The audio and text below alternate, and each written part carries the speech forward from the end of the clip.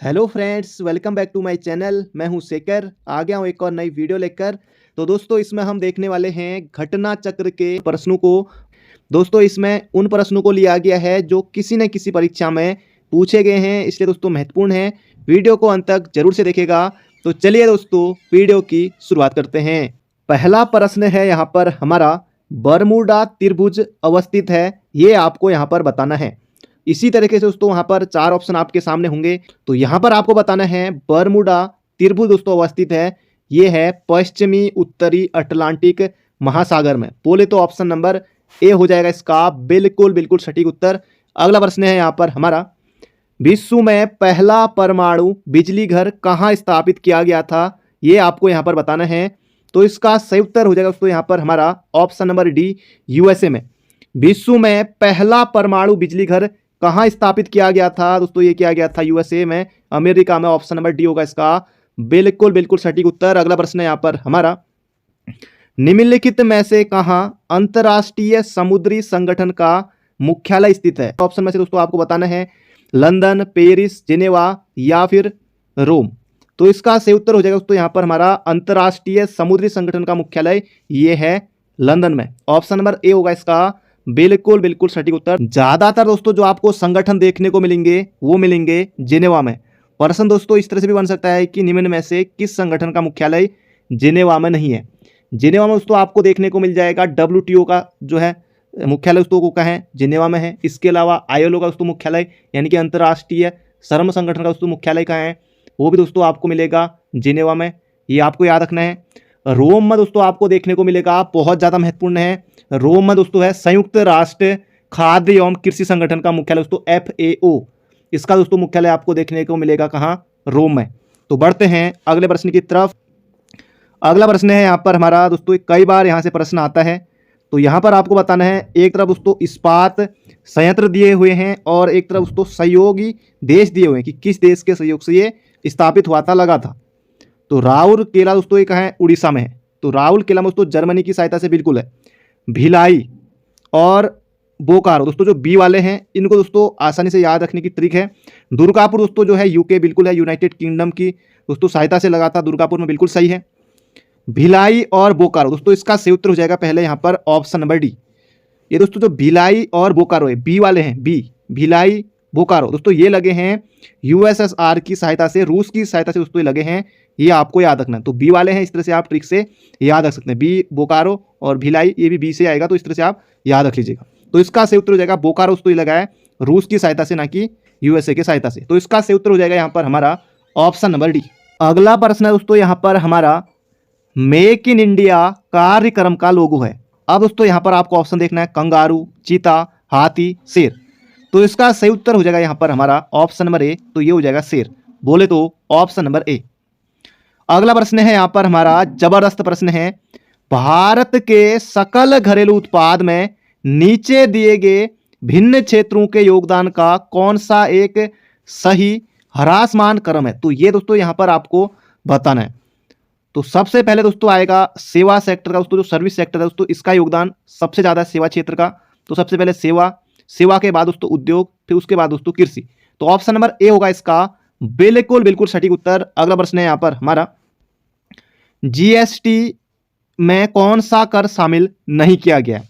वस्तु एवं सेवा कर, बोले तो GST निम्नांकित में से कौन सा कर शामिल नहीं किया गया है, ये आपको यहां पर बताना है। तो उत्पादन शुल्क है, बिल्कुल है। मूल्यवर्धित कर है, सेवा कर है। तो इसका सही उत्तर हो जाएगा दोस्तों जो सीमा शुल्क है वो यहां पर GST में शामिल नहीं है। तो ये आपको याद रखना है। GST परिषद दोस्तों किस अनुच्छेद में है, 279 के ए में है। ये आपको याद रखना है। अगला प्रश्न है यहाँ पर हमारा, 1857 की क्रांति का प्रमुख कारण क्या था, ये यहाँ पर आपको बताना है। 1857 की क्रांति का प्रमुख कारण क्या था, तो ब्रिटिश साम्राज्य की नीति हो जाएगा इसका सही उत्तर, बोले तो ऑप्शन नंबर डी। अगला प्रश्न है यहाँ पर हमारा, स्वदेश वाहिनी के संपादक कौन थे, ये यहाँ पर आपको बताना है। एक समाचार पत्र स्वदेश वाहिनी के संपादक कौन थे, तो इसका सही उत्तर हो जाएगा यहाँ पर हमारा के रामकृष्ण पिल्ले, के रामकृष्ण पिल्ले, ऑप्शन नंबर सी। अगला प्रश्न है यहाँ पर हमारा, बेदों की ओर चलो, बेदों की ओर लौटो। दोस्तों कई बार आपने पढ़ा होगा बेदों की ओर लौटो, इसका सही उत्तर हो जाएगा यहाँ पर हमारा दयानंद सरस्वती। बोले तो ऑप्शन नंबर बी हो जाएगा इसका बिल्कुल सही उत्तर। वेदों की ओर लौटो, ये है दयानंद सरस्वती। तो ये आपको याद रखना है। एक दोस्तों है आर्य समाज और एक है ब्रह्म समाज। तो ब्रह्म समाज की दोस्तों स्थापना की थी राजा राम मोहन राय ने, ये आपको याद रखना है। आर्य समाज की दोस्तों की थी स्थापना दयानंद सरस्वती ने 1875 में, और ब्रह्म समाज की दोस्तों स्थापना की थी किसने? 1828 में, राजा राम मोहन राय ने। अगला प्रश्न है यहाँ पर हमारा, निम्न में से कौन सा एक असहयोग आंदोलन को प्रारंभ करने का कारण नहीं था? इनमें दोस्तों यहाँ पर आपको बताना ऑप्शन आपके सामने, नमक कानून, रॉलेट एक्ट, पंजाब में अत्याचार, या फिर खिलाफत का प्रश्न। तो इनमें दोस्तों यहाँ पर आपको बताना कौन सा इन चार ऑप्शन में से एक सही उत्तर होगा। असहयोग आंदोलन को प्रारंभ करने का कारण नहीं था, खिलाफत का प्रश्न बिल्कुल था, रॉलेट एक्ट 1919 बिल्कुल ये भी है, और यहाँ पर पंजाब में अत्याचार दोस्तों ये भी है, क्योंकि दोस्तों जो 13 अप्रैल 1919 की तो दोस्तों घटना हुई थी, जलियांवाला बाग हत्याकांड, उसी की यहाँ पर बात हो रही है। पंजाब में अत्याचार की जो बात हो रही है। तो नमक कानून दोस्तों इसमें नहीं था, ऑप्शन नंबर बी होगा इसका बिल्कुल बिल्कुल सटीक उत्तर। अगला प्रश्न है यहाँ पर हमारा, 1928 ईस्वी में साइमन कमीशन भारत में किस उद्देश्य से आया? जबरदस्त प्रश्न है। 3 फरवरी 1928 को दोस्तों साइमन कमीशन जो है ये मुंबई पहुंचा था, गठन हो गया था इसका 1927 में ही। तो यहां पर आपको बताना है 1928 में साइमन कमीशन भारत में किस उद्देश्य से पहुंचा था? इसका सही उत्तर हो जाएगा प्रशासनिक सुधार पर विचार के लिए। बोले तो ऑप्शन नंबर ए। अगला प्रश्न है यहां पर हमारा, निम्न में से किसने हितोपदेश का फारसी में अनुवाद किया था? ये यहां पर आपको बताना है, इसका सही उत्तर हो जाएगा ताजुल माली ने। अगला प्रश्न है यहां पर हमारा, किस मुगल बादशाह ने बलबन द्वारा प्रारंभ किया गया दरबारी रिवाज सिजदा और पाबो दोस्तों इसने चलाया था बलबन ने, समाप्त किसने किया? ये यहां पर आपको बताना है। तो सिजदा दोस्तों आपको 100 से 100 याद रखना है, यानी कि शाहजहां। ऑप्शन नंबर सी होगा इसका बिल्कुल बिल्कुल सही उत्तर। सिजदा को समाप्त किसने किया था? शाहजहां ने किया था, ऑप्शन नंबर सी। अगला प्रश्न है यहाँ पर हमारा, निम्नलिखित मुगल बादशाहों में किसने अपनी आत्मकथा फारसी में लिखी? ये यहाँ पर आपको बताना है। तो किसने दोस्तों लिखी थी फारसी में? तो जहांगीर ने लिखी थी, जहांगीरनामा। बोले तो ऑप्शन नंबर सी होगा इसका बिल्कुल बिल्कुल सटीक उत्तर। अगला प्रश्न है, खानवा के युद्ध में कौन पराजित हुआ? ये यहाँ पर आपको बताना है। तो खानवा के युद्ध में दोस्तों कौन पराजित हुआ था? तो ये हुआ था राणा सांगा। तो ये आपको याद रखना, ऑप्शन नंबर सी होगा इसका सही उत्तर। बाबर ने दोस्तों, जैसे इसकी युद्ध की दोस्तों ट्रिक है, 1526 में दोस्तों बाबर ने पानी पिया यानी कि पानीपत का दोस्तों युद्ध 1526 में। 1527 में दोस्तों बाबर ने जो है खाना खाया, 26 में पानी पिया, 27 में खाना खाया, फिर 28 में दोस्तों चाय पी यानी कि चंदेरी का युद्ध, फिर 29 में दोस्तों घर गया यानी कि घाघरा का युद्ध, और 30 में दोस्तों मर गया, फिर 30 में दोस्तों मृत्यु भी हो गई थी। तो इस तरह से ट्रिक है। तो इसका सही उत्तर हो जाएगा खानवा का युद्ध दोस्तों ये हुआ था 1527 में, और ये हुआ था बाबर और राणा सांगा के बीच। बोले तो ऑप्शन नंबर सी होगा इसका बिल्कुल बिल्कुल सटीक उत्तर। अगला प्रश्न दोस्तों यहाँ पर हमारा, निम्न में से कौन एक भक्ति आंदोलन से जुड़ा नहीं है?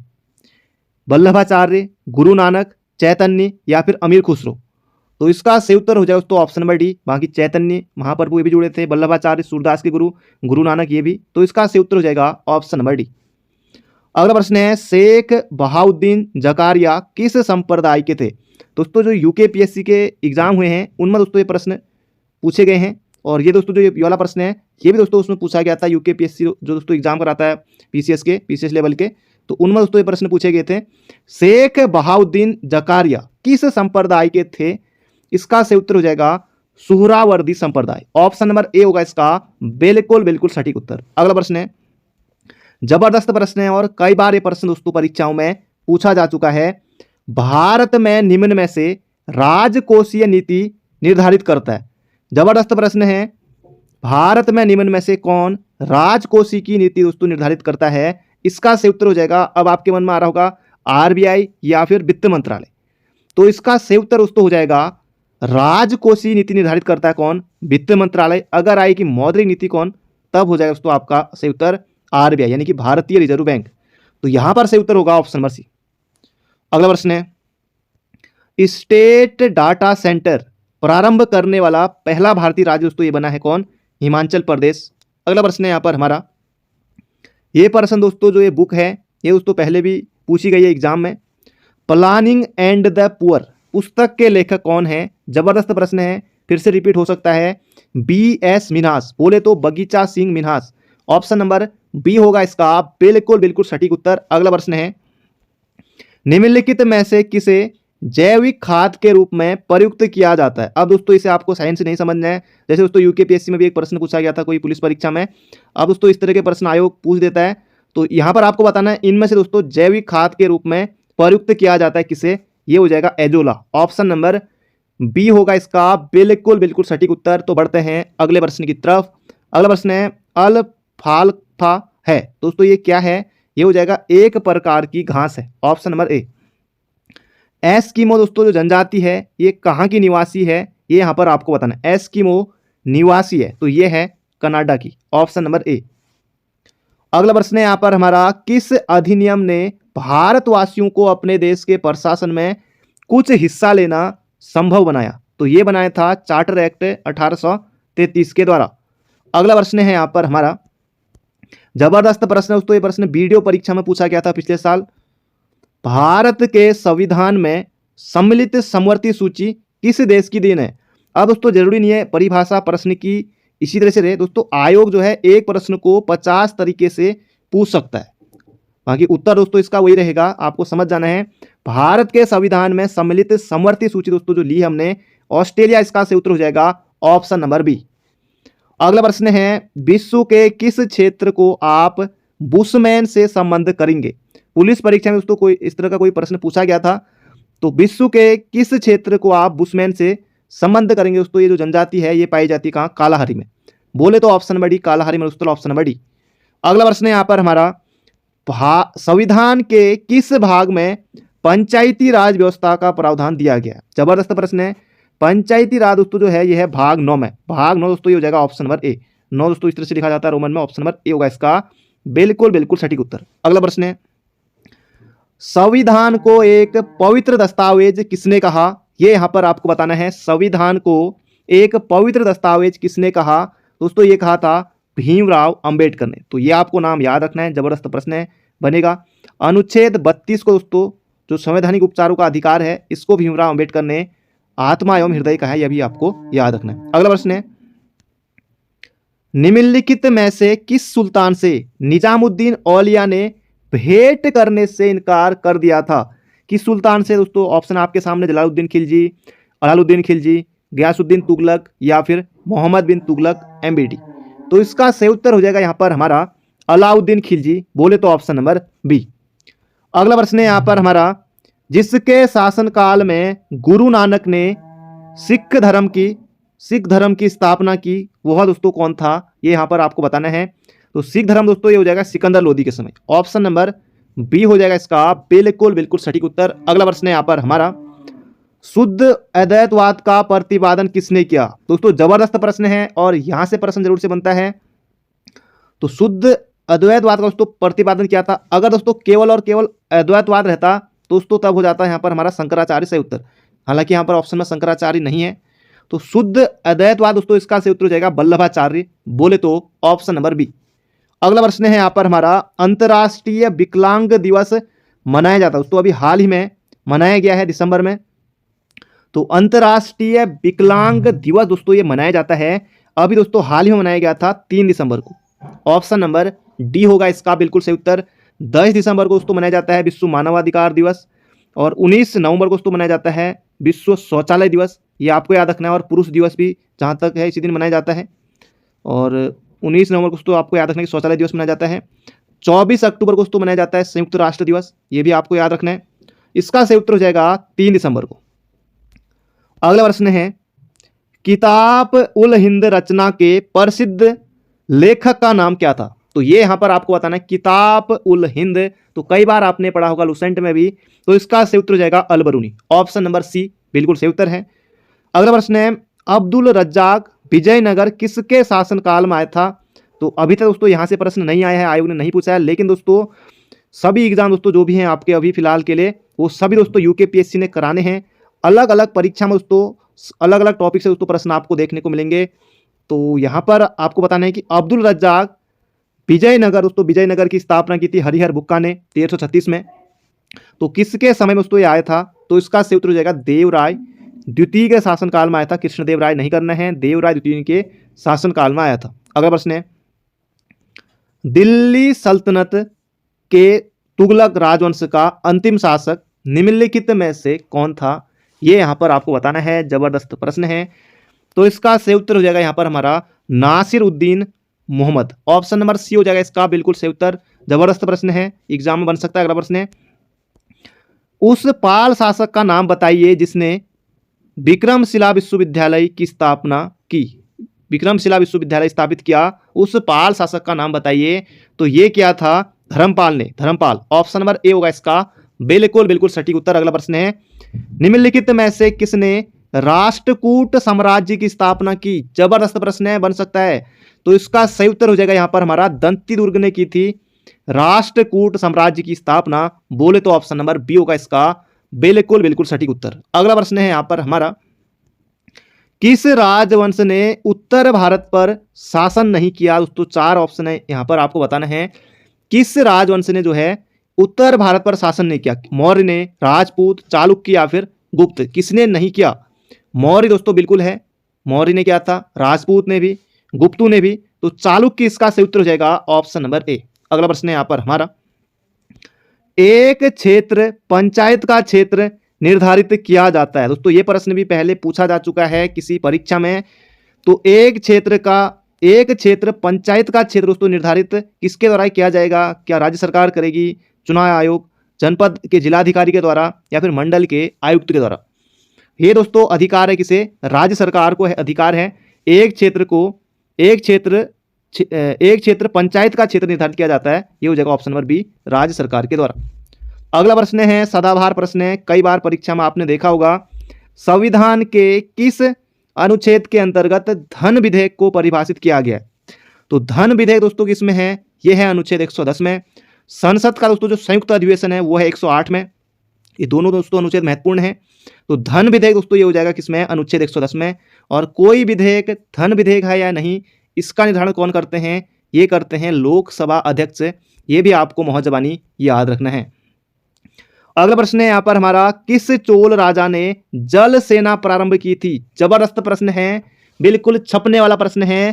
किस चोल राजा ने जल सेना जो है प्रारंभ की थी? ये हो जाएगा राजराज प्रथम ने, राजेंद्र चोल नहीं, राजराज प्रथम ने किया था। ये आपको याद रखना है। अगला प्रश्न है यहाँ पर हमारा, शंकुधारी वन जहां मुख्यतः पाए जाते हैं वे हैं। तो यहां पर आपको बताना है शंकुधारी वन कहां पाए जाते हैं। दोस्तों इसका सही उत्तर हो जाएगा शीतोष्ण क्षेत्र में। ऑप्शन नंबर बी बन सकता है, प्रश्न पूछा गया है किसी परीक्षा में। तो शंकुधारी वन कहां पाए जाते हैं? शीतोष्ण क्षेत्र में पाए जाते हैं, तो याद रखिएगा। अगला प्रश्न है, अधिकांश मौसम गतिविधियां जिस वायुमंडल परत में होती हैं वो हैं। तो इनको भी दोस्तों आपको अच्छे से पढ़ लेना है। इनकी विशेषता, ओजोन मंडल, क्षोभ मंडल, आयन मंडल, बहिर्मंडल, समताप मंडल, दोस्तों इनको आपको देख लेना अच्छे से। तो यहाँ पर आपको बताना है किस मंडल दोस्तों जो मौसम गतिविधियां, मौसम संबंधी दोस्तों गतिविधियां होती हैं, ये किस में होती हैं? ये होती हैं क्षोभ मंडल में। ऑप्शन नंबर बी हो जाएगा इसका बिल्कुल बिल्कुल सही उत्तर। ओजोन दोस्तों किस में पाई जाती है? समताप मंडल में। ये भी आपको मोहजबानी याद रखना है। अगला प्रश्न है यहाँ पर हमारा, बाकी दोस्तों इनकी विशेषताएं कुछ और भी होती हैं, आयन मंडल, बहिर्मंडल देख लीजिएगा, क्योंकि परीक्षा से पहले प्रश्न यहाँ से पूछा जा सकता है, तो परीक्षा से पहले आपको देख लेना है। अगला प्रश्न है, आर्कटिक महासागर एवं प्रशांत महासागर को जोड़ने वाला जलडमरू मध्य कौन सा है? ये हो जाएगा बेरिंग जलडमरू मध्य। आर्कटिक महासागर एवं प्रशांत महासागर को जोड़ने वाला जलडमरू मध्य, ऑप्शन नंबर ए। अगला प्रश्न है यहाँ पर हमारा, सार्क का मुख्यालय कहाँ है? तो सार्क का दोस्तों जो मुख्यालय है ये है काठमांडू में, काठमांडू नेपाल में। स्थापना दोस्तों होती है 7 से 8 दिसंबर 1985 को ढाका में हुई थी, ये आपको याद रखना है। और भारत में दोस्तों इसका जो पहला दोस्तों जो सम्मेलन हुआ था सार्क का, वो हुआ था दोस्तों बेंगलुरु में। ये भी आपको याद रखना है, 1986 में हुआ था। ये प्रश्न भी किसी परीक्षा में पूछा गया था, तो इसलिए याद रखिएगा। तो इसका सही उत्तर हो जाएगा काठमांडू। अगला प्रश्न है, चेरनोबिल परमाणु आपदा घटित हुई थी। तो चेरनोबिल दोस्तों आपदा कहाँ घटित हुई थी? तो ये हुई थी दोस्तों, हाल ही में चर्चा में रहा था, यूक्रेन। तो यूक्रेन में दोस्तों हुई थी। तो यूक्रेन से दोस्तों प्रश्न बन सकता है, जरूरी नहीं है ये वाला आए, लेकिन यूक्रेन से दोस्तों प्रश्न वैसे भी बन सकता है। ये घटना दोस्तों कब हुई थी? ये तो हुई थी 1986 में। तो प्रश्न बन सकता है यूक्रेन से, और भी दोस्तों प्रश्न बन सकते हैं। तो चेरनोबिल परमाणु आपदा घटित हुई थी, ये हुई थी यूक्रेन में अप्रैल 1986 में। तो ये आपको याद रखना है। अगला प्रश्न है यहाँ पर हमारा सदाबहार प्रश्न है, भाषाई आधार पर सर्वप्रथम किस राज्य का गठन हुआ? तो यहां पर आपको बताना है भाषा के आधार पर सर्वप्रथम किस राज्य का गठन हुआ था 1953 में। आंध्र प्रदेश इसका सही उत्तर हो जाएगा ऑप्शन नंबर बी। अगला प्रश्न है यहां पर हमारा, भारतीय गणराज्य के संविधान का कौन सा अनुच्छेद व्यक्ति की प्राण एवं दैहिक स्वतंत्रता, तो इतना ही आपको याद रखना है, प्राण एवं दैहिक स्वतंत्रता किस अनुच्छेद में है? तो ये हो जाएगा यहाँ पर हमारा जीवन जीने की स्वतंत्रता, तो किसमें हो जाएगा? ये हो जाएगा ऑप्शन नंबर बी, अनुच्छेद 21 में। तो ये आपको बिल्कुल याद रखना। अगला प्रश्न है, निम्नलिखित में से कौन सा एक राज्य का नीति निदेशक तत्व नहीं है? नीति निदेशक तत्व मद्य निषेध बिल्कुल है, गौ संरक्षण है, पर्यावरण संरक्षण है, लेकिन दोस्तों ये जो है 14 वर्ष से कम आयु तक की बच्चों को निःशुल्क शिक्षा, दोस्तों ये अनुच्छेद 21 के ए में है। ऑप्शन नंबर डी होगा इसका बिल्कुल सटीक उत्तर। अगला प्रश्न है यहाँ पर हमारा, भारतीय संविधान में केंद्रीय सरकार की अधिशासी शक्तियों को किसमें निहित किया गया है? भारत के राष्ट्रपति, केंद्रीय मंत्रिमंडल, भारत के प्रधानमंत्री या सभी तीनों में? अब दोस्तों यहां पर सभी तीनों नहीं करना है, वरना दोस्तों प्रश्न यहां पर आपको नुकसान हो सकता है, लेने के देने वहां पर पढ़ सकते हैं। सभी तीनों नहीं करना है, ये हो जाएगा इसका सही उत्तर। भारत के राष्ट्रपति में, भारतीय संविधान में केंद्रीय सरकार की अधिशासी शक्तियां जो है ये किसमें है? भारत के राष्ट्रपति में। अगला प्रश्न है, ब्लैक पैगोडा कहाँ है? तो ब्लैक पैगोडा ये कहाँ है? तो ये हो जाएगा यहाँ पर हमारा कोणार्क में, कोणार्क सूर्य मंदिर। अगला प्रश्न है यहाँ पर हमारा, गुप्तकालीन रजत मुद्राओं को नाम दिया गया है, तो कई बार आपने देखा होगा इस प्रश्न को, ये हो जाएगा रूप का, ऑप्शन नंबर सी। अगला प्रश्न है, अफगानिस्तान का बामियान प्रसिद्ध था किसके लिए? तो ये दोस्तों प्रसिद्ध था किसके लिए? बुद्ध प्रतिमा के लिए। बोले तो ऑप्शन नंबर डी होगा इसका सही उत्तर, अफगानिस्तान का बामियान प्रसिद्ध था बुद्ध प्रतिमा के लिए। अगला प्रश्न है यहाँ पर हमारा जबरदस्त प्रश्न है, अभिलेखों में किस शासक का उल्लेख प्रियदर्शी एवं देवनापिरी के रूप में किया गया है? दोस्तों ये किया गया है, अशोक का नाम है, अशोका है। बोले तो ऑप्शन नंबर बी। अगला प्रश्न है यहाँ पर हमारा, महाभारत के अनुसार उत्तरी पांचाल की राजधानी स्थित थी, कहाँ स्थित थी? ये यहाँ पर आपको बताना है, हस्तिनापुर में, इंद्रप्रस्थ, मथुरा या फिर अहिछत्र में। तो ये हो जाएगा यहाँ पर हमारा ऑप्शन नंबर सी, अहिछत्र में थी, याद रखेगा। अगला प्रश्न है, भगवान महावीर का प्रथम शिष्य कौन था? ये था दोस्तों उनका दामाद जमाली था, जमाली, ऑप्शन नंबर ए। अगला प्रश्न है, भारत में सबसे पहले जिस मानव प्रतिमाओं को पूजा गया था वह थी शिव की, विष्णु की, बुद्ध की या ब्रह्मा की? दोस्तों ये थी बुद्ध की, ऑप्शन नंबर सी हो जाएगा इसका सही उत्तर। भारत में जिस मानव प्रतिमाओं को पूजा गया था दोस्तों वो बुद्ध की थी। अगला प्रश्न है यहाँ पर हमारा, सबसे पहले गायत्री मंत्र की रचना किसने की थी? यहाँ पर आपको बताना है, गायत्री मंत्र दोस्तों इसकी रचना किसने की थी? ये की थी विश्वामित्र ने, विश्वामित्र, ऑप्शन नंबर बी। अगला प्रश्न है यहाँ पर हमारा, 5 मार्च 1931 को निम्नलिखित में से कौन समझौता हुआ? दोस्तों ये प्रश्न भी पूछा जा चुका है पहले कई बार। तो 5 मार्च दोस्तों 1931 को हुआ था गांधी इरविन समझौता। बोले तो ऑप्शन नंबर सी हो जाएगा इसका बिल्कुल सटीक उत्तर। अगला प्रश्न है, 1938 में भारतीय राष्ट्रीय कांग्रेस के अध्यक्ष निर्वाचित हुए थे, कौन दोस्तों चुने गए थे? सुभाष चंद्र बोस, इनका नाम आपको याद रखना है। 1938 में कांग्रेस के अध्यक्ष चुने गए। मानव के साथ कुत्ते को दफनाए जाने का साक्ष्य दोस्तों मिला है, ये मिला है बुर्ज से। बहुत ज्यादा महत्वपूर्ण प्रश्न है, कई बार ये प्रश्न परीक्षा में पूछा जा चुका है। अगला प्रश्न है यहाँ पर हमारा, सिंधु घाटी की सभ्यता गैर आर्य थी क्योंकि? दोस्तों कारण यहाँ पर आपको बताना है, आपसे पूछा जा रहा है कि सिंधु घाटी सभ्यता गैर आर्य थी क्योंकि वह दोस्तों एक नगरीय सभ्यता थी। ऑप्शन नंबर ए हो जाएगा इसका बिल्कुल सही उत्तर, वह नगरीय सभ्यता थी, ये आपको याद रखना है। बढ़ते हैं अगले प्रश्न की तरफ। अगला प्रश्न है यहाँ पर हमारा जबरदस्त दोस्तों प्रश्न है, भारतीय मानक समय की यामोत्तर नहीं गुजरती है। दोस्तों कहां से नहीं गुजरती है? दोस्तों 5 राज्यों से गुजरती है, महाराष्ट्र से दोस्तों ये नहीं गुजरती है, तो ये आपको याद रखना है। ऑप्शन नंबर सी हो जाएगा इसका सही उत्तर, यूपी हो गया, यूपी के बाद दोस्तों एमपी है, छत्तीसगढ़ है, आंध्र प्रदेश दोस्तों यहाँ से गुजरती है, तो इसका सही उत्तर हो जाएगा यहाँ पर हमारा ऑप्शन नंबर सी, महाराष्ट्र से दोस्तों ये नहीं गुजरती है। अगला प्रश्न है यहाँ पर हमारा, कर्क रेखा। दोस्तों आप सभी को पता है कि कर्क रेखा भारत के 8 राज्यों से गुजरती है। अगला प्रश्न है यहाँ पर हमारा, भारत का सुदूर दक्षिण में इंदिरा पॉइंट निम्नलिखित में से कहां स्थित है? दोस्तों बिल्कुल आसान प्रश्न है और कई बार दोस्तों ये प्रश्न परीक्षा में पूछा जाता है। ऑप्शन देखिए दोस्तों, बड़ा निकोबार, छोटा निकोबार, कार निकोबार द्वीप या फिर तमिलनाडु। अब ऑप्शन की वजह से बहुत से बच्चे वहां पर गलती कर जाते हैं कि इसका सही उत्तर क्या होगा। तो इसका सही उत्तर हो जाएगा दोस्तों यहाँ पर हमारा, भारत का सुदूर दक्षिण में इंदिरा पॉइंट दोस्तों हो जाएगा बड़ा निकोबार में है। ऑप्शन नंबर सी हो जाएगा इसका बिल्कुल बिल्कुल सटीक उत्तर। तो बढ़ते हैं अगले प्रश्न की तरफ। अगला प्रश्न है दोस्तों यहाँ पर हमारा, 100% सौर ऊर्जा पर चलने वाला भारत का पहला केंद्र शासित प्रदेश है। सभी के सभी प्रश्न दोस्तों किसी न किसी परीक्षा में पूछे गए हैं, महत्वपूर्ण है, अंत तक आपको बने रहना है। सबसे पहले दोस्तों वीडियो को कर दीजिए लाइक, अगर आपने अभी तक वीडियो को लाइक नहीं किया है तो हो सके दोस्तों एक शेयर जरूर कीजिएगा। तो यहां पर आपको बताना है कि 100% सौर ऊर्जा पर चलने वाला भारत का पहला केंद्र शासित प्रदेश दोस्तों ये हो जाएगा द्वीप, दमन और द्वीप। तो इसका सही उत्तर हो जाएगा यहां पर हमारा ऑप्शन नंबर बी। बढ़ते हैं अगले प्रश्न की तरफ। अगला प्रश्न है, उदारीकरण, निजीकरण और भूमंडलीकरण की नई आर्थिक नीति घोषित की गई उस समय दोस्तों प्रधानमंत्री कौन थे? ये यहां पर आपको बताना है। तो दोस्तों इसका सही उत्तर हो जाएगा PV Narasimha Rao. Option number C हो जाएगा नरसिम्हा राव द्वारा। ऑप्शन नंबर सी, उदारीकरण, निजीकरण, भूमंडलीकरण की आर्थिक नीति की घोषित दोस्तों की गई थी उस समय, तो पीएम थे नरसिंह राव। अगला प्रश्न है यहाँ पर हमारा, निम्न में से कौन से शीतोष्ण घास के मैदान यूरेशिया में पाए जाते हैं? जबरदस्त प्रश्न है। प्रेरीज, स्टेपीज, डाउन्स या फिर वेल्स? दोस्तों जल्दी से यहाँ पर आपको बताना है। तो दोस्तों इसका सही उत्तर हो जाएगा यहाँ पर हमारा ऑप्शन नंबर सी, स्टेपीज। बहुत ज्यादा महत्वपूर्ण प्रश्न है तो याद रखिएगा। अगला प्रश्न है यहाँ पर हमारा, निम्नलिखित में से कौन संसार की सबसे बड़ी पोतवाहक नहर है? जबरदस्त दोस्तों प्रश्न है। यहां पर आपको बताना है कि संसार की सबसे बड़ी पोतवाहक नहर कौन सी है? कील नहर, सू नहर, पनामा नहर या स्वेज नहर? तो दोस्तों इसका सही उत्तर हो जाएगा यहां पर हमारा स्वेज नहर संसार की सबसे बड़ी पोतवाहक नहर है। तो बिल्कुल मोहजबानी याद रखेगा।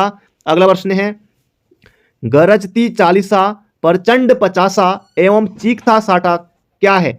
ये यहां पर आपको बताना है। जबरदस्त प्रश्न है दोस्तों। इसका सही उत्तर हो जाएगा यहां पर हमारा दक्षिणी गोलार्ध में पश्चिमी पवन। याद रखेगा, गरजती चालीसा, प्रचंड पचासा एवं चीखता साटा दक्षिणी गोलार्ध में पश्चिमी पवन है। ऑप्शन नंबर बी हो जाएगा इसका बिल्कुल बिल्कुल सटीक उत्तर।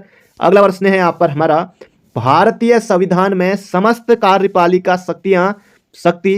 भारतीय संविधान में समस्त कार्यपालिका शक्ति दोस्तों ये किसमें निहित है? ये यहां पर आपको बताना है। क्या संसद में है, राष्ट्रपति में, पीएम में है या फिर मंत्री परिषद में है?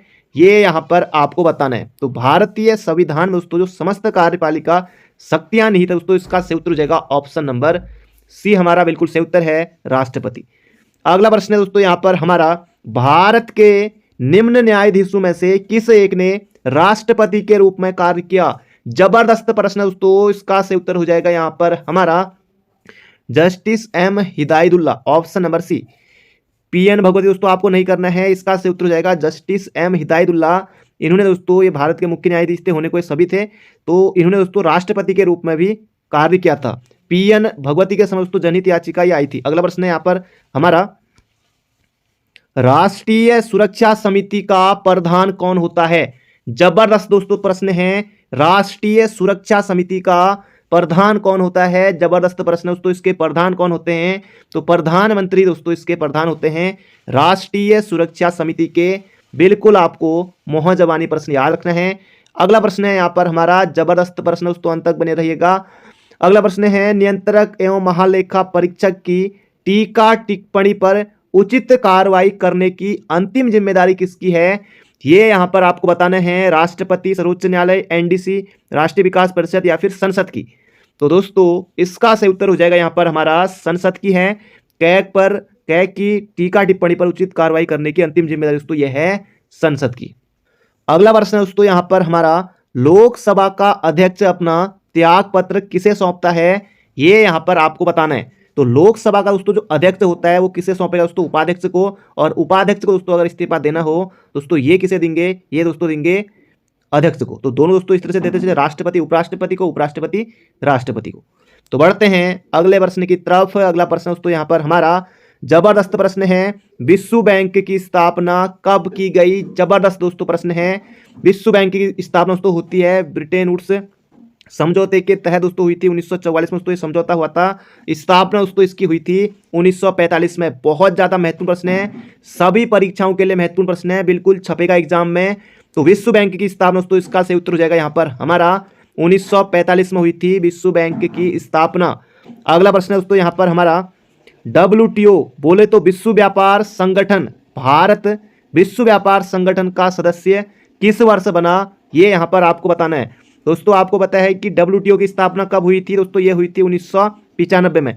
दोस्तों जब इसकी स्थापना हुई थी तभी दोस्तों भारत इसका सदस्य था, तो इसका सही उत्तर हो जाएगा 1995 में। 1 जनवरी 1995 को दोस्तों इसकी स्थापना होती है।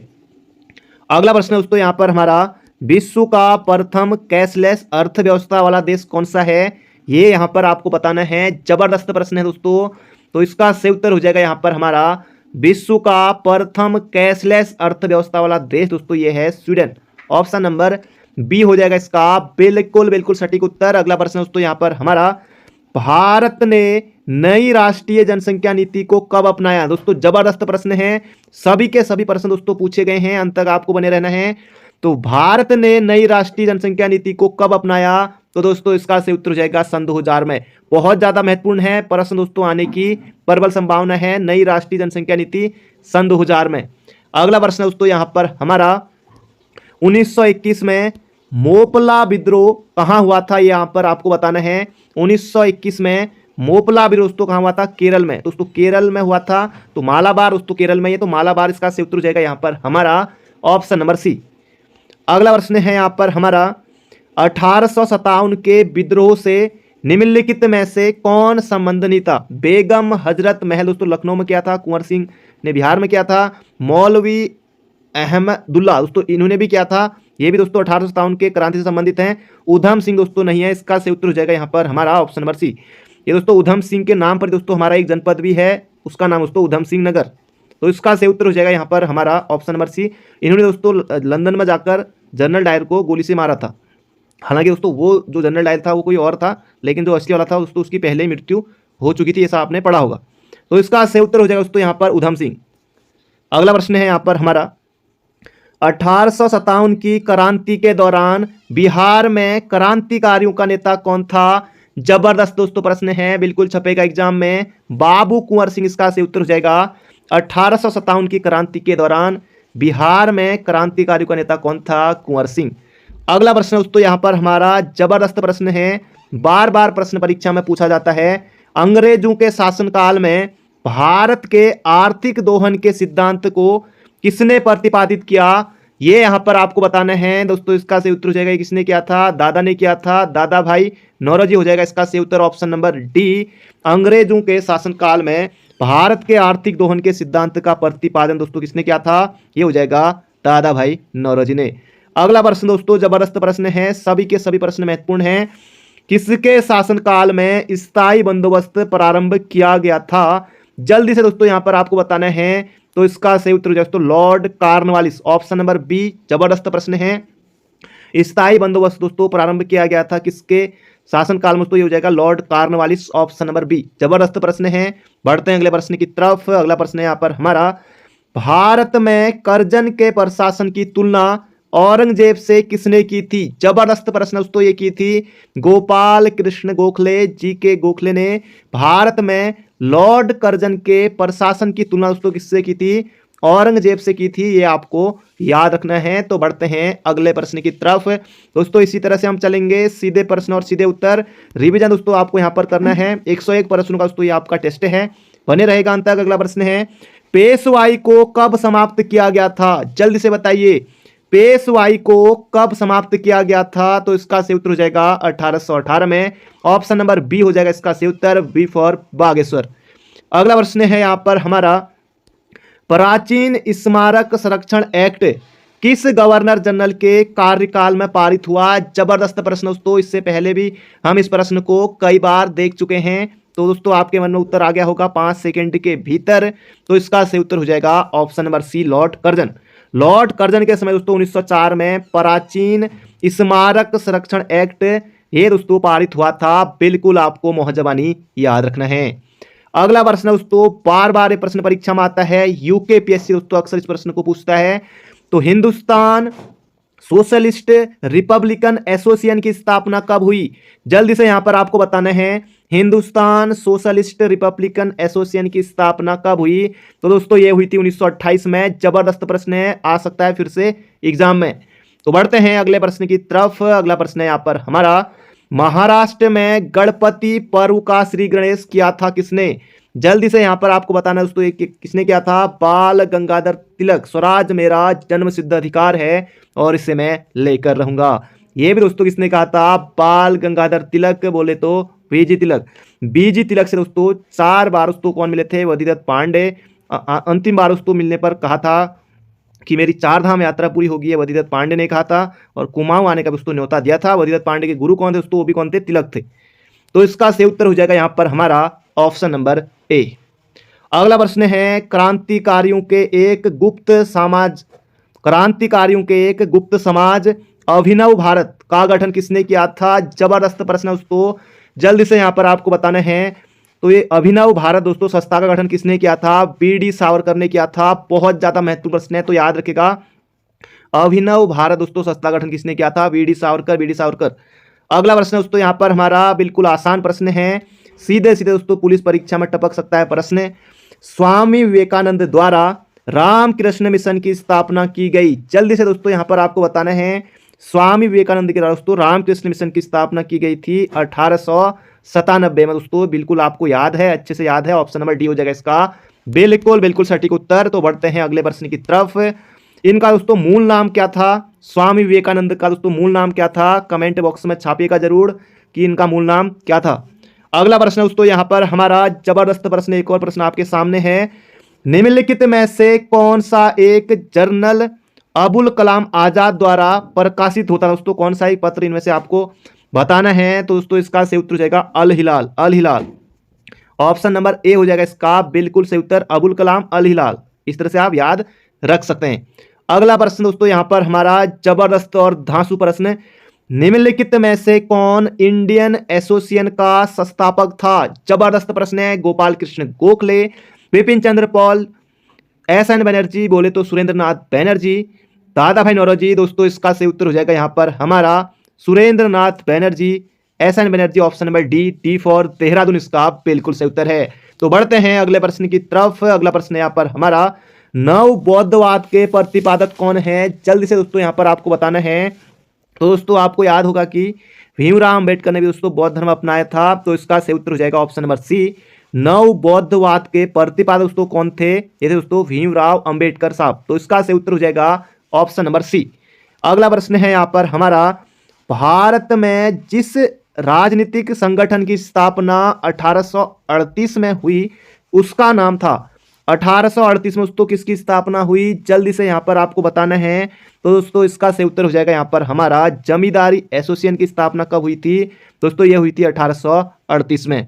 अगला प्रश्न दोस्तों यहाँ पर हमारा, निम्नलिखित में से किसने अखिल भारतीय हरिजन सेवक संघ की स्थापना 1932 में की थी? ये यहाँ पर आपको बताना है दोस्तों। जबरदस्त प्रश्न है। 1932 में निम्नलिखित में से किसने हरिजन सेवक संघ की दोस्तों स्थापना की थी? M.K. गांधी दोस्तों, महात्मा गांधी इसका बिल्कुल सही उत्तर है। तो बढ़ते हैं अगले प्रश्न की तरफ। अगला प्रश्न दोस्तों यहाँ पर हमारा, जब भारत स्वतंत्र हुआ उस समय कांग्रेस के अध्यक्ष कौन थे? दोस्तों बार बार ये प्रश्न परीक्षा में आता है। जब भारत स्वतंत्र हुआ उस समय दोस्तों कांग्रेस के अध्यक्ष कौन थे? तो दोस्तों इसका सही उत्तर हो जाएगा J.B. कृपलानी। J.B. कृपलानी दोस्तों 1947 के समय दोस्तों कांग्रेस के अध्यक्ष थे। बिल्कुल आपको याद रखना है, बहुत ज़्यादा महत्वपूर्ण प्रश्न है और अक्सर दोस्तों परीक्षाओं में आपको ये प्रश्न देखने को मिल जाएगा। अगला प्रश्न है यहाँ पर हमारा, जन गण मन पहली बार किस अवसर पर गाया गया? 1896 या 1911? इन दो ऑप्शन में दोस्तों टक्कर है। एक में दोस्तों गाया गया था जनगण गण, एक में दोस्तों गाया गया था हमारा राष्ट्रीय गीत वंदे मातरम। दोस्तों किस में गाया गया था? तो इसका सही उत्तर हो जाएगा भारतीय राष्ट्रीय कांग्रेस का 1911 का कलकत्ता अधिवेशन। तो ये आपको याद रखना है, जबरदस्त प्रश्न है। और दोस्तों जो 1896 में दोस्तों गाया गया था ये भी दोस्तों कलकत्ता अधिवेशन था, इसमें दोस्तों गाया गया था हमारा राष्ट्रीय गीत वंदे मातरम। तो दोनों आपको याद रखने हैं। तो 1911 इसका से उत्तर हो जाएगा। जन मन गण दोस्तों पहली बार कब गाया गया? भारतीय राष्ट्रीय कांग्रेस का अधिवेशन 1911। ऑप्शन नंबर सी हो जाएगा इसका बिल्कुल बिल्कुल सटीक उत्तर। अगला प्रश्न दोस्तों यहां पर हमारा, किसने कहा था तिलक भारतीय शांति के जनक हैं? जल्दी से दोस्तों आपको यहां पर बताना है किसने कहा था तिलक भारतीय शांति के जनक हैं। तो इसका से उत्तर हो जाएगा यहां पर हमारा वैलेंटाइन सिरोल दोस्तों। ऑप्शन नंबर सी हो जाएगा Valentine Chirol, V Chirol. Option number A होगा इसका बिल्कुल बिल्कुल सटीक उत्तर। तो दोस्तों बढ़ते हैं अगले प्रश्न की तरफ, अंत तक बने रहिएगा। निम्नलिखित में से किस आंदोलन में महिलाओं की भागीदारी सर्वाधिक मानी जाती है? ये यहां पर आपको बताना है भारत छोड़ो आंदोलन, नमक सत्याग्रह, अशोक आंदोलन या फिर बारदोली सत्याग्रह। तो दोस्तों इसका से उत्तर हो जाएगा यहां पर हमारा, किस आंदोलन में महिलाओं की भागीदारी सबसे अधिक दोस्तों मानी जाती है? तो नमक सत्याग्रह इसका से उत्तर हो जाएगा ऑप्शन नंबर बी। तो बढ़ते हैं अगले प्रश्न की तरफ। अगला प्रश्न है यहां पर हमारा, निम्नलिखित व्यक्तियों में से किसने इरविन तथा गांधी को दो महात्मा कहा था? जल्द से दोस्तों यहां पर आपको बताना है निम्नलिखित व्यक्तियों में से किसने इरविन तथा गांधी को दो महात्मा कहा था? तो दोस्तों इसका से उत्तर हो जाएगा यहां पर हमारा सरोजनी नायडू ने कहा था। ऑप्शन नंबर बी हो जाएगा इसका बिल्कुल बिल्कुल सटीक उत्तर। जबरदस्त प्रश्न है। गांधी जी और इरविन को दो महात्मा कहा था सरोजनी नायडू ने। अगला प्रश्न है यहां पर हमारा, निम्नलिखित में से किसने भारतीय राष्ट्रीय कांग्रेस के कराची अधिवेशन 1931 का सभापतित्व किया था? जल्दी से दोस्तों यहां पर आपको बताना है। तो इसका सही उत्तर हो जाएगा सरदार वल्लभ भाई पटेल। ऑप्शन नंबर डी हो जाएगा इसका बिल्कुल सही उत्तर। 1931 के कराची अधिवेशन की दोस्तों अध्यक्षता किसने की थी? सरदार वल्लभ भाई पटेल ने की थी। तो बिल्कुल याद रखना है। जवाहरलाल नेहरू ने दोस्तों लाहौर कांग्रेस के ऐतिहासिक अधिवेशन दोस्तों 1929 की अध्यक्षता की थी। ये आपको भली भांति याद है। अगला प्रश्न है दोस्तों यहां पर हमारा, All India State Peoples Conference का गठन कब हुआ? जल्दी से यहां पर आपको बताना है 1929 में, 1927 में, 1924 या फिर 1926। जल्दी से यहां पर आपको बताना है All India State Peoples Conference का गठन कब हुआ? तो दोस्तों इसका सही उत्तर हो जाएगा यहां पर हमारा ऑप्शन नंबर सी 1927 में। तो बढ़ते हैं दोस्तों अगले प्रश्न की तरफ। अगला प्रश्न यहां पर हमारा, द्वितीय विश्व युद्ध के समय ब्रिटेन का प्रधानमंत्री कौन था? जबरदस्त दोस्तों प्रश्न है। द्वितीय विश्व युद्ध के समय ब्रिटेन का दोस्तों प्रधानमंत्री कौन था उस समय? तो इसका सही उत्तर हो जाएगा option number C Winston Churchill. जबरदस्त प्रश्न दोस्तों आ सकता है, प्रश्न याद रखिएगा। विंस्टन चर्चिल द्वितीय विश्व युद्ध के समय ब्रिटेन का दोस्तों पीएम था। अगला प्रश्न है यहाँ पर हमारा, वैयक्तिक सत्याग्रह किसने आरंभ किया? जबरदस्त दोस्तों प्रश्न है। वैयक्तिक सत्याग्रह किसने आरंभ किया? तो दोस्तों इसका सही उत्तर हो जाएगा यहाँ पर हमारा विनोबा भावे। इसका सही उत्तर हो जाएगा ऑप्शन नंबर ए। वैयक्तिक सत्याग्रह दोस्तों किसने आरंभ किया? विनोबा भावे। ऑप्शन नंबर ए हो जाएगा इसका बिल्कुल बिल्कुल सटीक उत्तर। तो बढ़ते हैं अगले प्रश्न की तरफ। अगला प्रश्न है यहाँ पर हमारा, भारत छोड़ो आंदोलन कब प्रारंभ हुआ? जल्दी से दोस्तों यहां पर आपको बताना है भारत छोड़ो आंदोलन कब प्रारंभ हुआ? दोस्तों इसका सही उत्तर हो जाएगा 9 अगस्त 1942 को हुआ था भारत छोड़ो आंदोलन दोस्तों प्रारंभ हुआ था। ऑप्शन नंबर ए हो जाएगा इसका बिल्कुल बिल्कुल सटीक उत्तर, भारत छोड़ो आंदोलन 1942 में। अगला प्रश्न दोस्तों यहां पर हमारा, गांधी जी को वन मैन बाउंड्री फोर्स कहकर किसने संबोधित किया? जल्दी से दोस्तों यहां पर आपको बताना है महात्मा गांधी को वन मैन बाउंड्री फोर्स कहकर किसने संबोधित किया था दोस्तों? ये किया था लॉर्ड माउंटबेटन ने। ऑप्शन नंबर सी हो जाएगा इसका बिल्कुल बिल्कुल सटीक उत्तर। तो बढ़ते हैं अगले प्रश्न की तरफ। अगला प्रश्न दोस्तों बिल्कुल प्रश्न आ सकता है, बड़ी बड़ी परीक्षा में दोस्तों प्रश्न पूछा जाता है अक्सर। तो यहां पर आपको बताना है राजकोषीय उत्तरदायित्व एवं बजट प्रबंधन अधिनियम भारतवर्ष में कब पारित किया गया था? जल्दी से बताइए दोस्तों, बिल्कुल छपेगा एग्जाम में। राजकोषीय उत्तरदायित्व एवं बजट प्रबंधन अधिनियम भारतवर्ष में कब पारित किया गया था? दोस्तों ये किया गया था सन 2003 में। सन 2003 में। बहुत ज्यादा महत्वपूर्ण प्रश्न है, तो याद रखिएगा ऑप्शन नंबर डी होगा इसका बिल्कुल सटीक उत्तर। अगला प्रश्न है यहाँ पर हमारा, भारत में सबसे पहले किस राज्य में मूल्य संवर्धित कर लागू हुआ? बहुत ज्यादा दोस्तों महत्वपूर्ण है। बोले दोस्तों वैट, उत्तराखंड दोस्तों 22वां राज्य था वैट लागू करने वाला। उत्तराखंड दोस्तों कब लागू हुआ था? 1 अप्रैल 2005 को। तो पहला राज्य दोस्तों कौन था जिसने दोस्तों सबसे पहले ये मूल्य संवर्धित कर लागू किया था? तो इसका सही उत्तर होगा दोस्तों option number C HR, Haryana. Option number C हो जाएगा इसका बिल्कुल बिल्कुल सटीक उत्तर। तो बढ़ते हैं अगले प्रश्न की तरफ। अगला प्रश्न दोस्तों एक और छपने वाला प्रश्न। वैसे दोस्तों ये सभी के सभी प्रश्न पहले किसी न किसी परीक्षा में दोस्तों छप चुके हैं, आ चुके हैं। तो यहाँ पर आपको बताना है राष्ट्रीय बागवानी मिशन कब प्रारंभ किया गया। जबरदस्त प्रश्न दोस्तों, फिर से रिपीट होगा ये प्रश्न। तो राष्ट्रीय बागवानी मिशन दोस्तों ये हो जाएगा मई 2005 में। राष्ट्रीय बागवानी मिशन मई 2005 में। जबरदस्त प्रश्न है, छपेगा।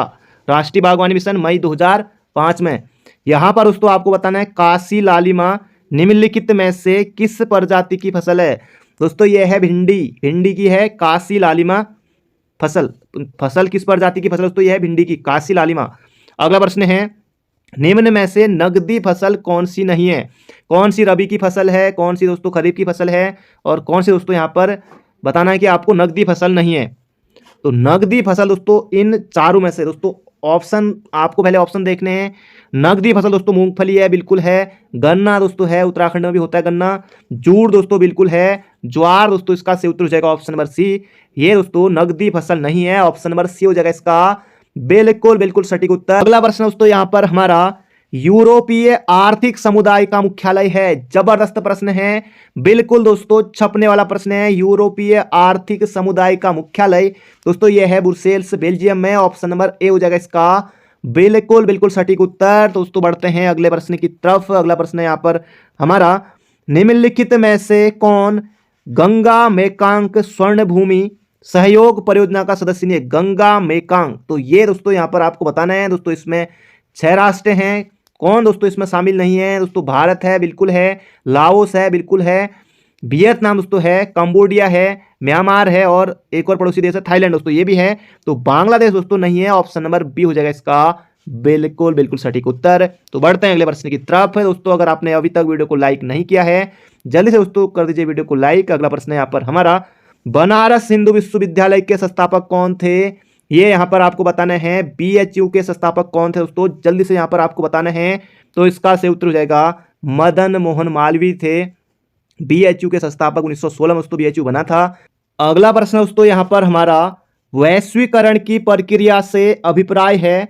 ये यहाँ पर आपको बताना है वैश्वीकरण की प्रक्रिया से क्या अभिप्राय है, ये यहाँ पर आपको बताना है। तो इसका से उत्तर हो जाएगा अंतर्राष्ट्रीय व्यापार में बाधाओं को समाप्त करना। ऑप्शन नंबर डी वैश्वीकरण की प्रक्रिया से क्या अभिप्राय है, तो अंतर्राष्ट्रीय व्यापार में बाधाओं को समाप्त करना। ऑप्शन नंबर डी हो जाएगा इसका बिल्कुल बिल्कुल सटीक उत्तर। दोस्तों अगला प्रश्न है यहाँ पर हमारा भारत में निम्नलिखित में से कौन सी श्रेणी नवीनतम है। इनमें से आपको बताना है पूर्वी घाट, विंध्याचल श्रेणी, अरावली श्रेणी या फिर हिमालय श्रेणी। तो दोस्तों इसका सही उत्तर हो जाएगा यहाँ पर हमारा हिमालय श्रेणी। दोस्तों ये भारत में कौन सी श्रेणी नवीनतम है, तो ये हो जाएगा हिमालय श्रेणी। अगला प्रश्न है यहाँ पर हमारा नर्मदा एवं ताप्ती नदियों के मध्य स्थित है। तो नर्मदा एवं ताप्ती नदियों के दोस्तों मध्य स्थित है, ये हो जाएगा सतपुड़ा श्रेणियां। अरावली दोस्तों दूर हो जाएगा, तो इसका सही उत्तर हो जाएगा सतपुड़ा श्रेणियां। अमरकंटक से दोस्तों निकलती हैं ये नदियां, तो ये आपको याद रखना है। तो इसका सही उत्तर हो जाएगा नर्मदा एवं ताप्ती नदियों के मध्य है सतपुड़ा श्रेणियां। अगला प्रश्न है दोस्तों यहाँ पर हमारा निम्नलिखित में से कौन एक सुमेलित नहीं है, ये दोस्तों यहाँ पर आपको बताना है। थारू दोस्तों आपको पता है कि एक जनजाति है दोस्तों जो हमारे यहाँ रहती है उधमसिंह नगर में, दोस्तों बिल्कुल सही है। इसी तरह दोस्तों टोडा जो है दक्षिण वाला दोस्तों तमिलनाडु वाला इलाका दोस्तों जो है, और दक्षिण वाला दोस्तों ये पाई जाती है टोडा जनजाति, ये भी सही है। शेरपा दोस्तों ये लोग नेपाल में, बिल्कुल सही है। जुलू दोस्तों ये उड़ीसा में दोस्तों नहीं, जुलू दोस्तों ये है दक्षिण अफ्रीका में। तो इसका सही उत्तर हो जाएगा यहाँ पर हमारा ऑप्शन नंबर डी। अगला प्रश्न है यहाँ पर हमारा जबरदस्त प्रश्न है, भारत में सबसे पुराना जल विद्युत स्टेशन है। जल्दी से यहाँ पर आपको बताना है भारत में सबसे पुराना जल विद्युत स्टेशन दोस्तों कौन सा है, तो इसका सही उत्तर हो जाएगा सिद्राबाग, ऑप्शन नंबर डी।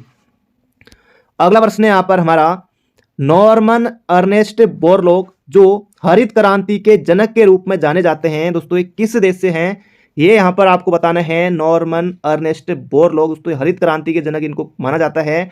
तो इसका सही उत्तर दोस्तों ये कहाँ के हैं, संयुक्त राज्य अमेरिका के, यूएसए के। ऑप्शन नंबर ए हो जाएगा इसका बिल्कुल बिल्कुल सटीक उत्तर। दोस्तों बढ़ते हैं अगले प्रश्न की तरफ।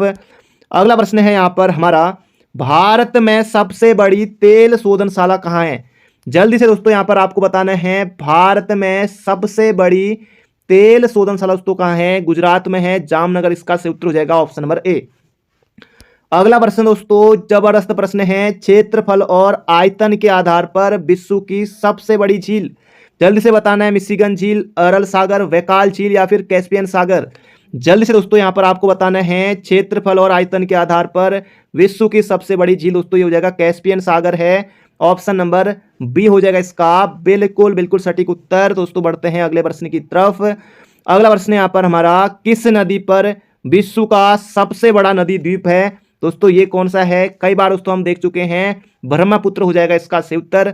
तो ये आपको दोस्तों बिल्कुल याद रखना है, विश्व का सबसे बड़ा नदी द्वीप दोस्तों कौन सा है, दोस्तों ये है ब्रह्मपुत्र। तो बिल्कुल आपको याद रखना है। अगला प्रश्न है, संसार का सबसे बड़ा द्वीप। दोस्तों जबरदस्त प्रश्न है, मेडागास्कर, बोर्नियो, ग्रीनलैंड या फिर न्यू गिनी। जल्दी से बताइए, संसार का सबसे बड़ा दोस्तों द्वीप कौन सा है, यह दोस्तों ग्रीनलैंड। बोले तो ऑप्शन नंबर बी हो जाएगा इसका बिल्कुल बिल्कुल सटीक उत्तर। दोस्तों ये आपको बिल्कुल याद रखना है, संसार का सबसे बड़ा द्वीप दोस्तों कौन सा है, यह है दोस्तों ग्रीनलैंड। अगला प्रश्न है, इनमें विश्व का सबसे बड़ा रेगिस्तान कौन सा है, कालाहारी, सहारा, गोबी या फिर थार। तो दोस्तों इसका सही उत्तर हो जाएगा यहाँ पर हमारा, सबसे बड़ा दोस्तों रेगिस्तान कौन सा है, ये हो जाएगा सहारा हो जाएगा इसका सही उत्तर हमारा। ऑप्शन नंबर सी हो जाएगा इसका सही उत्तर। अफ्रीका में है। गोबी दोस्तों का है मंगोलिया में है। अगला प्रश्न है, जब दिन और रात की अवधि बराबर होती है तो सूर्य की किरणें सीधी पड़ती हैं। जल्दी से आपको बताना है कहां पर दोस्तों पड़ती हैं। जब दिन और रात की अवधि बराबर होती है तो दोस्तों सूर्य की किरणें सीधी पड़ती है दोस्तों कहां पर पड़ती हैं, तो भूमध्य रेखा इसका सही उत्तर हो जाएगा यहाँ पर हमारा ऑप्शन नंबर बी। जब दिन और रात की अवधि बराबर होती है दोस्तों सूर्य की किरणें बराबर और सीधी पड़ती है दोस्तों कहां पर, भूमध्य रेखा पर हो जाएगा इसका सही उत्तर। Option number B. अगला प्रश्न दोस्तों यहाँ पर हमारा जबरदस्त प्रश्न है, बिल्कुल छपने वाला प्रश्न है, अंतरराष्ट्रीय सौर गठबंधन बोले तो आईएसए की स्थापना दोस्तों कब हुई थी, 2015 में हुई थी। का सचिवालय वर्तमान में निम्नलिखित में से किस स्थान पर है। दोस्तों आपको लग रहा होगा न्यूयॉर्क में है, कतई नहीं दोस्तों, ये है गुड़गांव। गुड़गांव का दोस्तों नाम क्या हो गया है दोस्तों, ये हो गया गुरुग्राम। ये पड़ता है दोस्तों हरियाणा में। तो इसका सही उत्तर हो जाएगा यहाँ पर हमारा गुरुग्राम हरियाणा में है। ऑप्शन नंबर सी हो जाएगा इसका बिल्कुल बिल्कुल सटीक उत्तर। दोस्तों बढ़ते हैं अगले प्रश्न की तरफ। अगला प्रश्न है, जवाहर सुरंग कहां से गुजरती है। जबरदस्त प्रश्न है, जल्दी से यहां पर आपको बताना है, जवाहर सुरंग कहां से गुजरती है। जवाहर सुरंग दोस्तों कहां से गुजरती है, तो दोस्तों इसका सही उत्तर हो जाएगा बनिहाल से गुजरती है। ऑप्शन नंबर बी हो जाएगा इसका सही उत्तर, बनिहाल दर्रे से। अगला प्रश्न है, उत्तर मध्य रेलवे जोन क्षेत्र का मुख्यालय कहां है। उत्तर मध्य रेलवे जोन क्षेत्र का मुख्यालय दोस्तों कहां है, तो दोस्तों इसका सही उत्तर हो जाएगा, ये है इलाहाबाद में। इलाहाबाद का नाम दोस्तों हो गया है प्रयागराज। तो ये बढ़ते हैं अगले प्रश्न की तरफ। अगला प्रश्न है यहाँ पर हमारा, स्वर्णिम चतुर्भुज परियोजना का संबंध किसके विकास से है। बिल्कुल आसान है, ये हो जाएगा दोस्तों राजमार्ग के विकास से। ऑप्शन नंबर ए होगा इसका बिल्कुल बिल्कुल सटीक उत्तर। तो अगला प्रश्न है,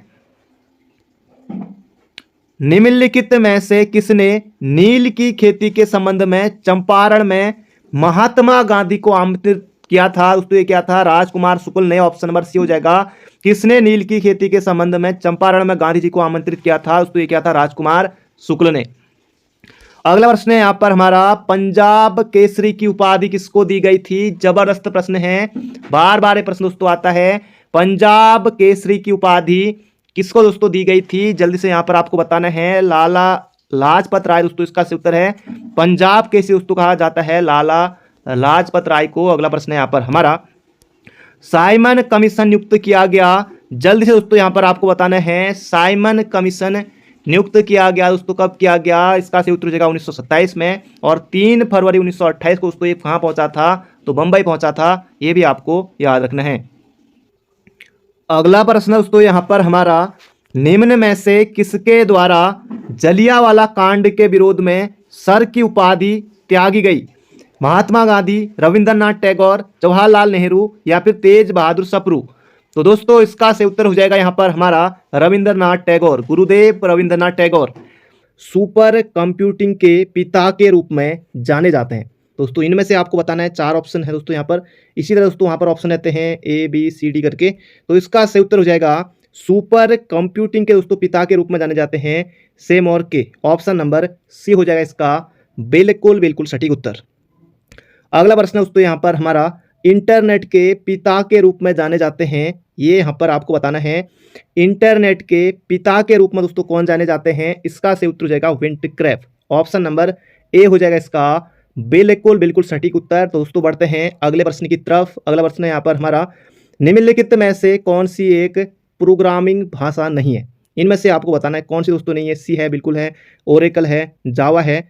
तो इसका सही उत्तर हो जाएगा दोस्तों ऑप्शन नंबर ए वाई नहीं, वी दोस्तों ये जो है प्रोग्रामिंग भाषा दोस्तों नहीं है। इसका सही उत्तर हो जाएगा ऑप्शन नंबर ए। बाकी सी है, ओरेकल है, जावा है। अगला प्रश्न है यहाँ पर हमारा, मेमोरी और एएलयू के मध्य डाटा का अंतरण कराती है। दोस्तों ये आपको यहाँ पर बताना है कौन कराती है। तो इसका सही उत्तर हो जाएगा control unit, option number C. Memory और एएलयू के मध्य डाटा का अंतरण कराती है दोस्तों, ये कराती है control unit, option number C.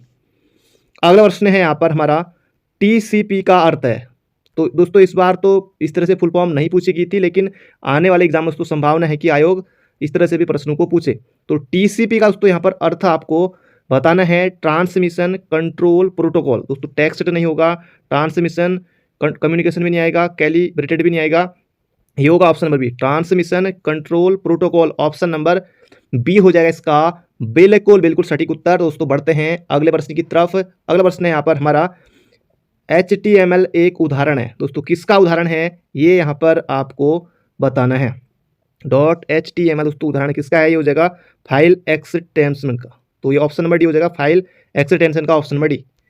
अगला प्रश्न है यहाँ पर हमारा, सामान्यतः www पेजेज विकसित होते हैं। दोस्तों ये यहाँ पर आपको बताना है URL, HTML, IRS या फिर FTP। तो इसका सही उत्तर हो जाएगा यहाँ पर हमारा ऑप्शन नंबर ए, URL। पढ़ते हैं अगले प्रश्न की तरफ। अगला प्रश्न है यहाँ पर हमारा, राउटर किस प्रकार की युक्ति है? दोस्तों ये यहाँ पर पूछा गया है, राउटर किस प्रकार की युक्ति है? तो ये यहाँ पर आपको बताना है टेलीनेट, तंत्रजाल यानी कि नेटवर्किंग, आउटपुट या फिर इनपुट। तो इसका सही उत्तर हो जाएगा दोस्तों नेटवर्किंग यानी कि तंत्रजाल, ऑप्शन नंबर सी। अगला प्रश्न है, कंप्यूटर विषाणु यानी कि वायरस प्रभावित करता है किसे? तो ये यहाँ पर आपको बताना है दोस्तों, हार्डवेयर को करेगा नहीं, कंप्यूटर भी नहीं, ये हो जाएगा सॉफ्टवेयर को। ऑप्शन नंबर ए हो जाएगा इसका बिल्कुल बिल्कुल सटीक उत्तर, कंप्यूटर विषाणु वायरस को प्रभावित करता है, सॉफ्टवेयर को, ऑप्शन नंबर ए। अगला प्रश्न है, डाटा प्रोसेसिंग में डीबीएस का डीबीएमएस दोस्तों इसका सही उत्तर हो जाएगा यहाँ पर हमारा डीबीएमएस यानी कि डाटाबेस मैनेजमेंट सिस्टम। तो ऑप्शन नंबर बी हो जाएगा इसका बिल्कुल बिल्कुल सटीक उत्तर। अगला प्रश्न है दोस्तों, सभी के सभी प्रश्न ये पूछे हैं पहले आयोग ने। यहाँ पर दोस्तों आपको बताना है, एक्सटेंशन विस्तार का प्रयोग फाइल्स के लिए होता है। किसके लिए दोस्तों ये होता है? ये होता है एक्सेल के लिए।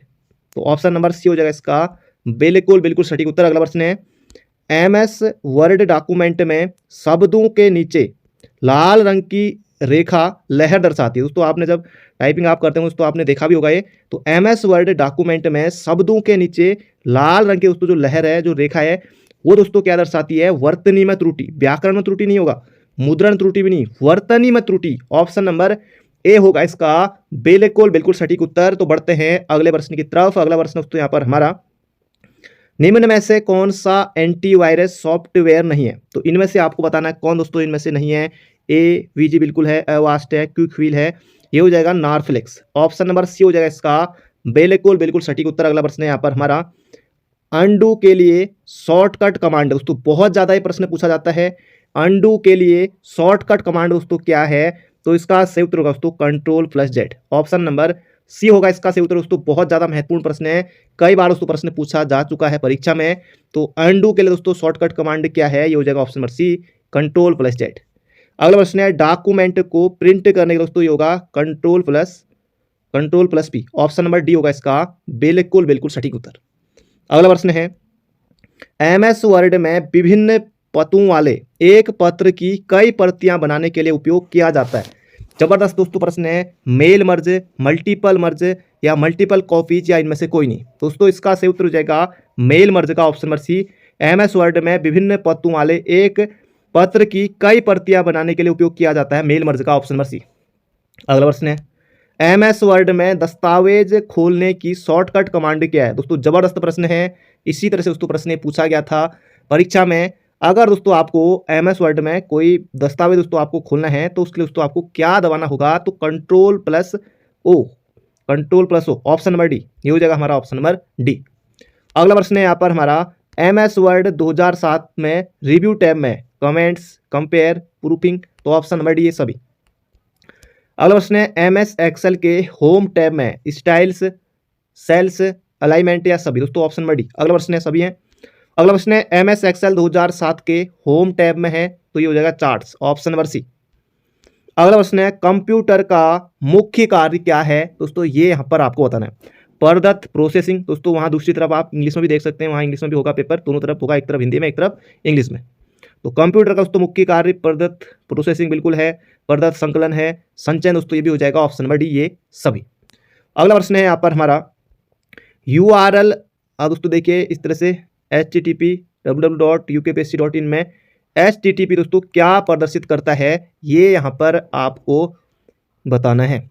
तो इसका सही उत्तर हो जाए दोस्तों यहाँ पर हमारा option number B protocol, option number B हो जाएगा प्रोटोकॉल इसका सही उत्तर है। तो बढ़ते हैं अगले प्रश्न की तरफ। अगला प्रश्न है यहाँ पर हमारा 1 बाइट में होती है, दोस्तों इस तरह का प्रश्न भी पूछा गया था परीक्षा में।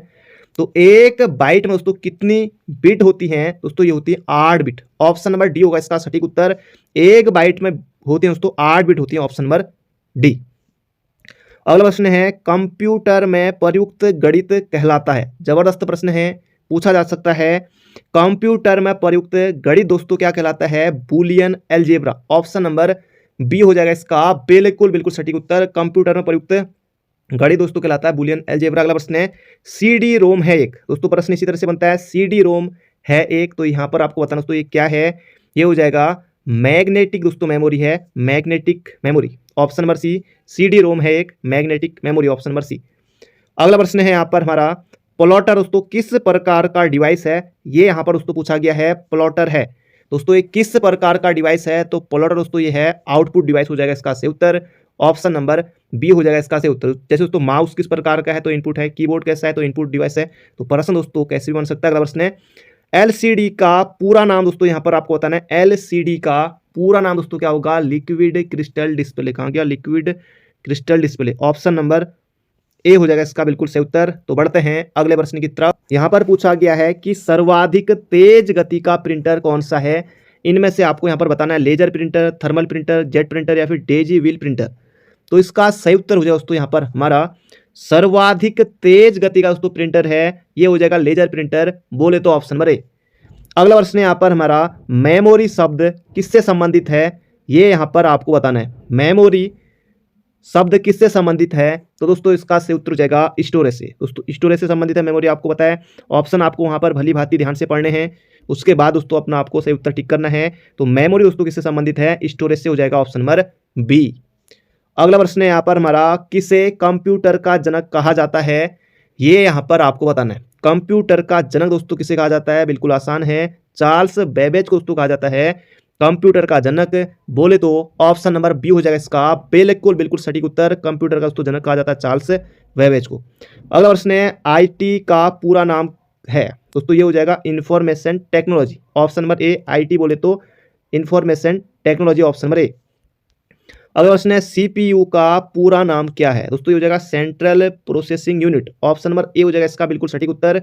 CPU का पूरा नाम क्या है, दोस्तों ये हो जाएगा सेंट्रल प्रोसेसिंग यूनिट, बोले तो CPU, ऑप्शन नंबर ए।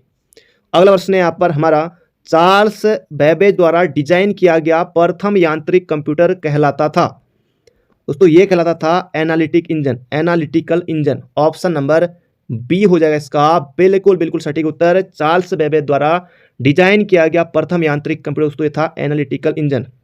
अगला प्रश्न है निम्न में से नॉन वेलेटाइल स्मृति का उदाहरण है, जबरदस्त प्रश्न दोस्तों, इस तरह के प्रश्न अक्सर आते हैं एग्जाम में, ये हो जाएगा रोम, ऑप्शन नंबर सी हो जाएगा इसका सही उत्तर रोम। अगला प्रश्न है यहाँ पर हमारा डिजिटल सिग्नल को एनालॉग सिग्नल में परिवर्तित करने की युक्ति है, दोस्तों ये भी जबरदस्त प्रश्न है, डिजिटल सिग्नल को एनालॉग सिग्नल में परिवर्तित करने की दोस्तों युक्ति है, ये हो जाएगा मॉडेम, बोले तो ऑप्शन नंबर ए होगा इसका बिल्कुल बिल्कुल सटीक उत्तर। अगला प्रश्न है निम्न में से कौन सा अति शक्तिशाली प्रकार का कंप्यूटर है, दोस्तों इनमें से आपको बताना है कौन सा होगा, super micro computer, mini computer या फिर सुपर कंप्यूटर। तो इसका सही उत्तर हो जाएगा सुपर कंप्यूटर, बोले तो ऑप्शन नंबर बी। अगला प्रश्न है यहाँ पर हमारा डाटाबेस को मैनेज करने के लिए इनमें से किसका प्रयोग किया जाता है, दोस्तों ये किया जाता है DBMS, मैंने बी लिख दिया है, BMS डेटाबेस मैनेजमेंट सिस्टम। तो ऑप्शन नंबर सी होगा इसका बिल्कुल बिल्कुल सटीक उत्तर। अगला प्रश्न है यहाँ पर हमारा, पेंटियम शब्द संबंधित है दोस्तों किससे संबंधित है? माउस से, हार्ड डिस्क, माइक्रो प्रोसेसर या फिर डीवीडी। तो इसका सही उत्तर हो जाए दोस्तों यहाँ पर हमारा पेंटियम शब्द किससे संबंधित है? माइक्रो प्रोसेसर से। ऑप्शन नंबर सी हो जाएगा इसका बिल्कुल बिल्कुल सटीक उत्तर। पेंटियम शब्द दोस्तों यह है माइक्रो प्रोसेसर से। अगला प्रश्न है, किस तरह का प्रक्रम छोटी फाइल बनाता है जिसका इंटरनेट पर स्थानांतरण तीव्र होता है? कंप्रेशन, इनकैप्सुलेशन या फिर फ्रेगमेंटेशन। तो इसका सही उत्तर होगा दोस्तों यहाँ पर हमारा कंप्रेशन। ऑप्शन नंबर ए होगा इसका बिल्कुल बिल्कुल सटीक उत्तर।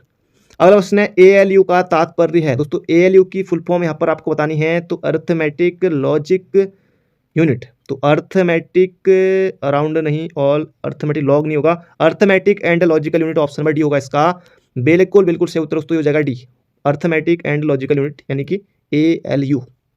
अगला प्रश्न यहाँ पर हमारा इनपुट डिवाइस नहीं है दोस्तों, इनपुट नहीं होगा तो क्या होगा? तो दोस्तों वो होगा आउटपुट।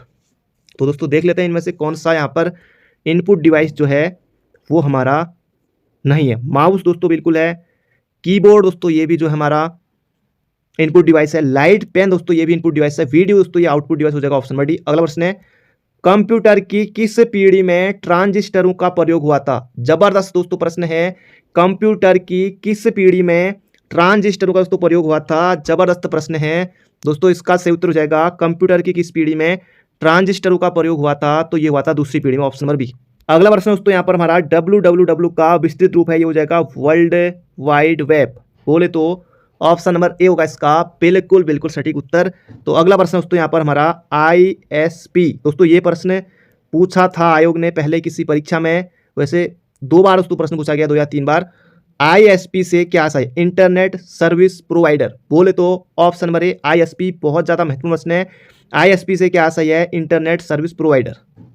अगला प्रश्न है, लेजर प्रिंटर में निम्न में से कौन सा एक लेजर प्रकार प्रयुक्त होता है? जबरदस्त प्रश्न है, dot laser, line laser, image laser या गैस लेजर। दोस्तों इसका सही उत्तर हो जाएगा यहाँ पर हमारा dot laser. Option number A. Laser printer में निम्न में से कौन सा एक लेजर प्रयुक्त दोस्तों होता है? Dot laser. ऑप्शन नंबर ए।